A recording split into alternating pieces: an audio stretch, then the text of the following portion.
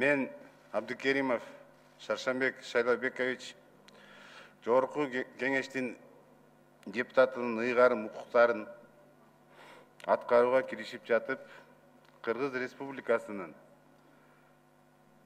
берилгендигимди билдирип, Кыргыз Республикасынын Конституциясына жана мыйзамдарды сактоого өз милдеттеримди бүткүл элдин кызыкчылыгына аткарууга Кыргыз мамлекеттин эгемендигин, аймактын бүтүндүгүн жана көз карандысыздыгын коргоого ант берем.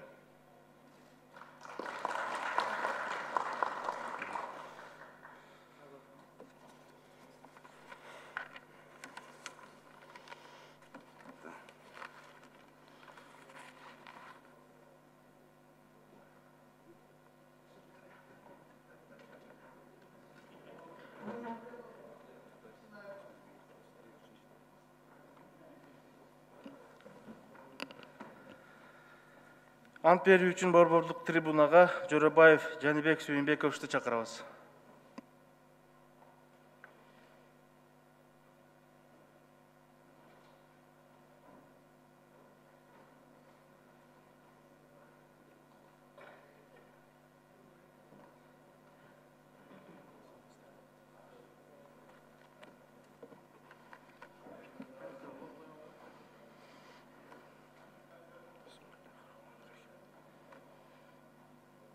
Мен Жорабаев Жаныбек Сүйүнбаевич Жогорку Кеңештин депутатынын ыйгарым укуктарын аткарууга киришип жатып, Кыргыз Республикасына берилгендигимди билдирип, Кыргыз Республикасынын Конституциясын жана мыйзамдарын сактоого өз милдеттеримди бүткүл элдин кызыкчылыгында аткарууга Кыргыз мамлекетинин эгемендигин, аймактык бүтүндүгүн жана көз карандысыздыгын коргоого ант беремин.